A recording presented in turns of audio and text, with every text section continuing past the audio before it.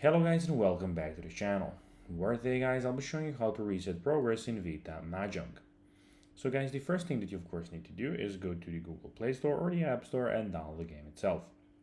Then log in with your credentials or register if you haven't already done that of course. But now guys, let's see how you can actually go and reset progress in Vita Mahjong.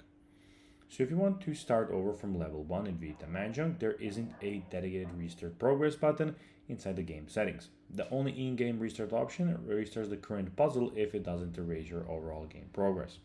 So basically you can do it like this. This is how you can do it when you go into a level.